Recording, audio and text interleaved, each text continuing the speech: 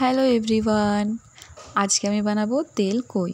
তো তেল কই বানানোর জন্য আমি এখানে কই মাছ নিয়ে নিয়েছি। মাছগুলোকে এখন ম্যারিনেট করে নেবো। তার জন্য দিয়ে দিলাম 1 চামচ মতো লবণ, হাফ চামচ মতো হলুদ গুঁড়ো, হাফ চামচ মতো লঙ্কা গুঁড়ো দিয়ে মাছটিকে ম্যারিনেট করে 10 মিনিট মতো রেখে দিয়েছিলাম। এখন কড়াইয়ে দিয়ে দিলাম তেল। তেলটা গরম হয়ে এসছে।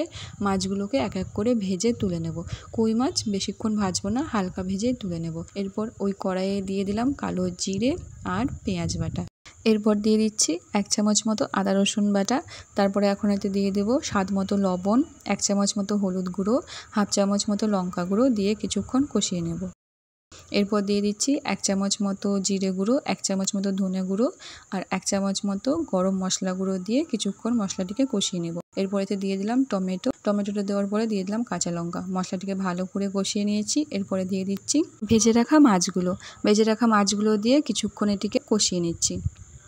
তো ব্যাস, এরপর এতে দিয়ে দিচ্ছি জল খুব বেশি দেব না, সামান্য পরিমাণে দেব, কারণ তেল কই একটু মাখো মাখোই হয়। তো এই যে ঢাকা দিয়ে প্রায় 10 মিনিট মতো এটিকে রান্না করে নিয়েছি।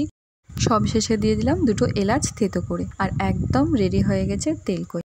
তো আজকের ভিডিওটি আমি এখানেই শেষ করছি। আমার ভিডিওটি যদি তোমাদের ভালো লেগে থাকে তো একটি লাইক করে দিও।